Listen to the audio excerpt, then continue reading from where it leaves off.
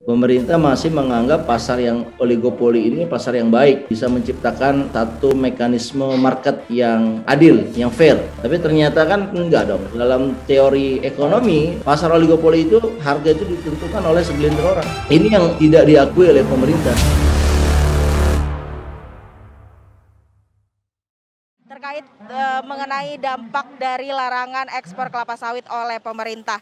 Sebelumnya memang Ketua Umum DPP Apkasindo Gulat Manurung ini mengatakan bahwa larangan ekspor minyak goreng dan CPO ini sangat berdampak langsung pada anjloknya harga tandan buah segar atau TBS kelapa sawit di seluruh Indonesia. Dan Jakarta ini akan menjadi sentra utama aksi ini. Salah satunya di tempat saya melaporkan saat ini di kawasan Patung Kuda Monas Jakarta, yang selanjutnya ini memang rencananya akan menuju ke Istana Presiden bertemu Presiden Joko Widodo untuk menyampaikan usulannya. Dari pantauan kami memang ada 2 minibus yang membawa peserta aksi unjuk rasa ini dan juga 1 mobil pick up, di mana ini diperkirakan ada sekitar 200 orang rencananya memang akan mengikuti aksi unjuk rasa yang tergabung dalam Asosiasi Petani Kelapa Sawit Indonesia atau APKasindo. Dan Selamat siang, Assalamualaikum warahmatullahi wabarakatuh. Kembali lagi kita siang ini di segmen Jangan Salah Arah, membaca berbagai peristiwa yang terjadi secara jernih agar kita tidak salah arah. Sebelum kita memulai acara ini, saya ingin menyapa dulu rekan saya, Bro Eko. Selamat siang, Bro Eko. Assalamualaikum. Waalaikumsalam warahmatullahi wabarakatuh. Selamat siang, Bang Mus. Selamat siang, Bro Eko. Sehat, Bro Eko? Alhamdulillah. Baik. Selanjutnya saya juga menyapa narasumber tetap kita, pakar kebijakan publik, Bang Ahmad Hidayat. Assalamualaikum Bang Madnur, selamat siang. Waalaikumsalam warahmatullahi wabarakatuh. Selamat siang, Bro. Sehat semua? Mus? Alhamdulillah, baik Bang. Alhamdulillah, sehat Bang. Oh, sehat ya, Alhamdulillah. Oke, ya tadi di awal kita sudah menyaksikan ya tayangan tentang demo para petani sawit ya, pohon sawit, tentang mereka berdemo tentang larangan ekspor nih, ekspor CPO ya atau sawit ke luar negeri. Kan ada larangan ya dari pemerintah. Ini yang kemudian mereka mengatakan mengakibatkan harga sawit jadi jatuh. Nah ini seperti apa yang terjadi? Mungkin Bro Eko bisa mengantarkan tema pertama JSA kita siang. Silakan Bro Eko. Ya, selamat siang, pagi, siang, malam, pemirsa semuanya. Ya, sebelum kita lanjutkan, jangan lupa like, komen, dan share tentunya. Kemudian klik notifikasi untuk mendapatkan info-info berikutnya. Baik, untuk kali ini kita akan membahas tentang apa yang akan terjadi ya, tentang demo petani sawit ya. Jadi kita akan membahas solusi untuk menghentikan demo petani sawit. Nah, kita tahu bahwa semenjak kebijakan tanggal 28 April 2022 yang lalu bahwa pemerintah menghentikan ekspor CPO dan mengakibatkan banyak kerugian ternyata ya. Yang tujuannya adalah untuk menurunkan harga minyak goreng, ternyata tidak juga turun. Kemudian kita kehilangan triliunan pendapatan yang biasanya didapat. Kemudian yang terjadi juga harga TBS kelapa sawit menjadi drop hingga 58%. Nah hal ini membuat banyak pihak menjerit ya.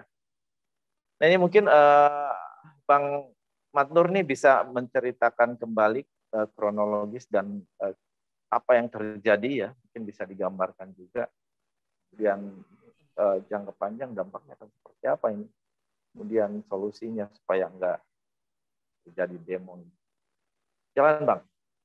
Ya, saya kira Kalau kronologis ya, kita bicara sawit ini kan sudah lama ya, sudah hampir 6 bulan lah ini kita bicara mengenai minyak goreng, dan tentunya sawit juga bagian dari yang dibicarakan oleh publik ya.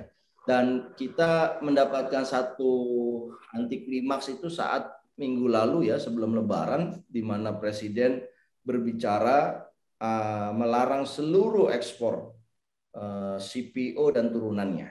Ya, tentunya larangan ini sudah mengkonfirmasi bahwa ada simpang siur ya, ada yang bicara Menko Perekonomian yang dilarang hanya olefin sebagai bahan baku dari minyak goreng, tetapi ternyata pidato Presiden jelas bahwa yang dilarang adalah seluruh produk CPO dan turunannya. Disinilah letak masalahnya ya. Letak masalahnya adalah harga tandan buah segar sawit ya, harga TBS sawit, di mana TBS ini melibatkan banyak petani sawit, itu mengalami penurunan yang signifikan. Kenapa? Karena tandan buah segar sawit itu ketika dipasarkan kepada pabrik pengolahan kelapa sawit, mereka tidak mau menerima dengan alasan sudah banyak mereka miliki dan mereka bingung melepasnya kemana karena sudah tidak boleh ekspor. Dan saya kira ini pelarangan ekspor CPO ini akan berdampak kepada penurunan lebih dalam harga TBS petani. Jadi kalau saya ditanya apakah demo petani ini wajar, saya kira iya, ini wajar.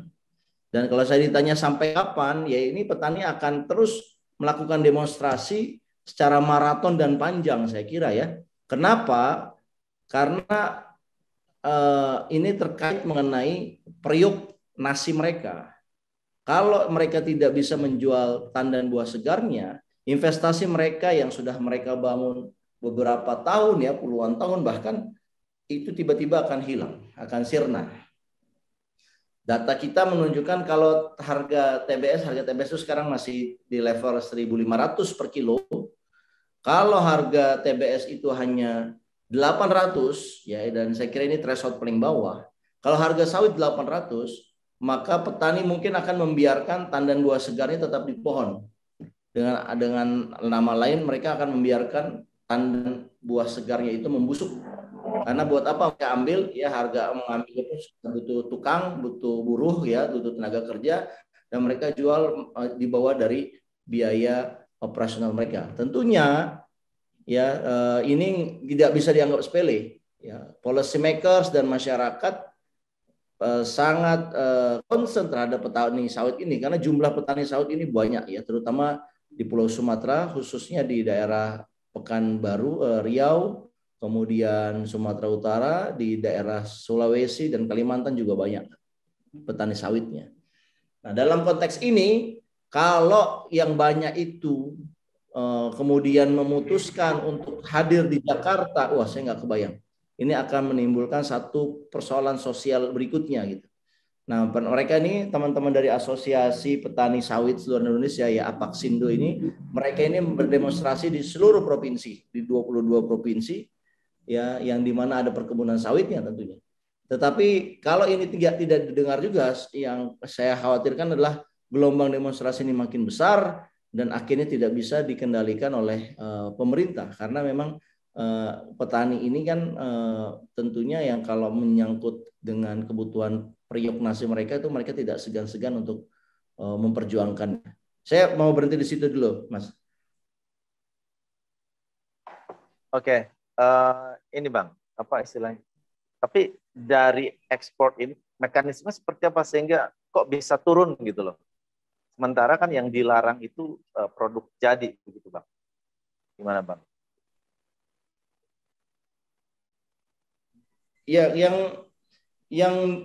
jadi begini, sawit ini kan diolah menjadi CPO.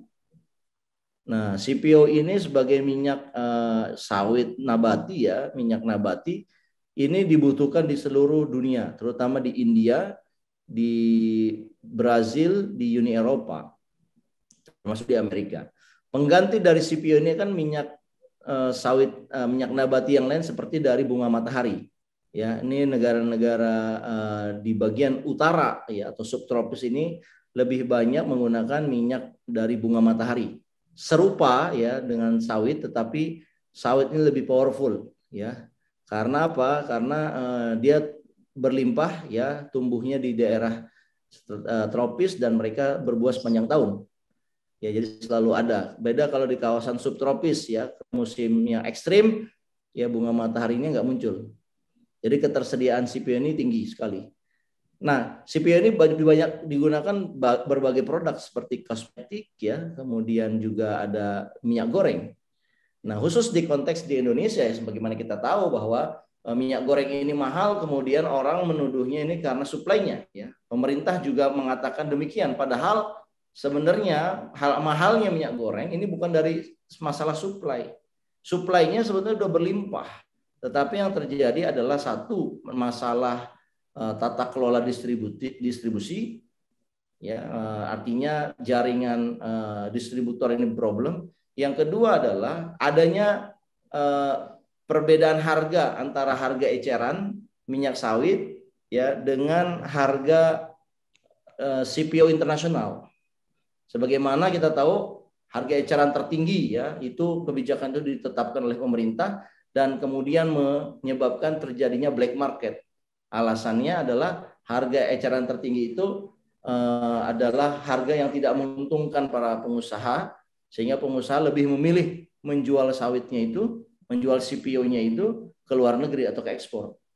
Dengan perbandingan harga yang jauh ya mereka mengorbankan sisi kebutuhan domestik. Nah, itulah yang kemudian dipenjara ditangkap itu ya oknum dari pengusaha sawit dengan policy makers di Kementerian Perdagangan ya, Dirjen Kementerian Luar Negeri, karena mereka meluluskan hak atau bahasanya kuota ekspor itu padahal mereka punya yang disebut dengan domestic market obligations ya, domestic market obligation-nya dilanggar, kemudian mereka tetap diizinkan untuk ekspor. Nah, ini yang menjadi permainan mafia dari kelapa sawit ini.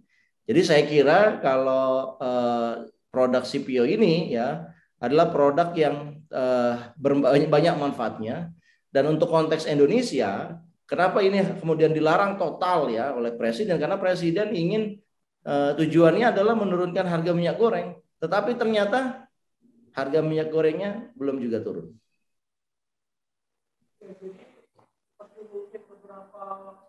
Lalu ya pernah kita bahas ini kan semua ketika urusan publik atau komoditas yang dibutuhkan publik 100% ya dikuasai oleh swasta, jadinya kan seperti ini ya Bang.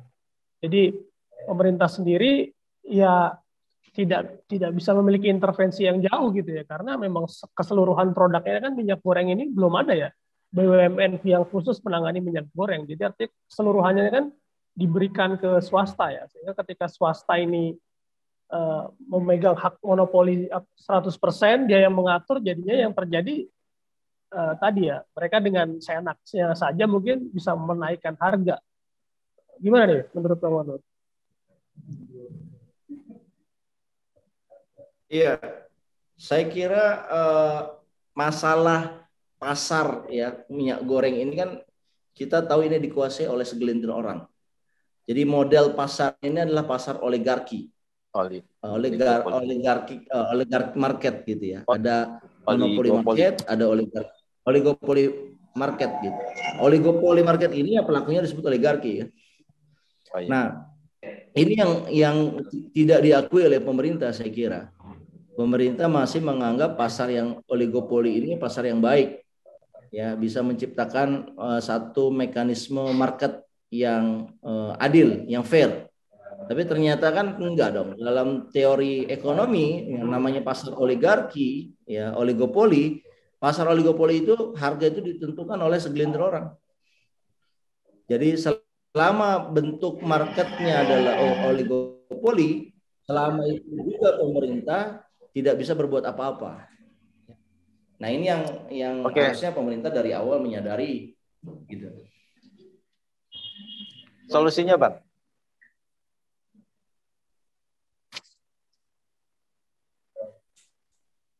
Solusinya bagaimana, Bang? Jadi solusinya saya kira ada dua ya.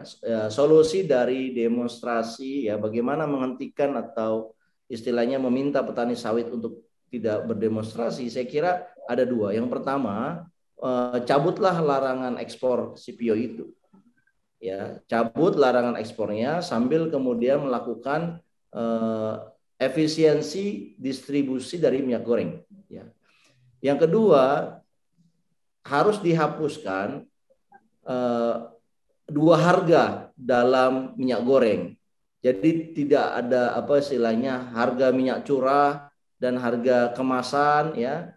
Itu harusnya dibuat sama dalam arti jadi perbedaannya itu bukan pada konten minyaknya tapi dari cara mengemasnya saja gitu. Kalau sekarang ini kan seolah-olah dibatasi bahwa harga kemasan atau premium itu kan mengikuti harga kekinian, harga keekonomian. Tapi kalau minyak curah itu kan mengikuti harga yang ditetapkan oleh pemerintah. Jadi masih ada dua harga. Jadi saya kira solusinya adalah dua harga itu harus dihapuskan, biarkan menjadi satu harga yang membedakan itu antara harga kemasannya saja dikemas dengan curah atau dikemas dengan premium itu saja. Sedangkan isinya itu tidak ada perbedaan. Jadi isinya itu satu harga begitu.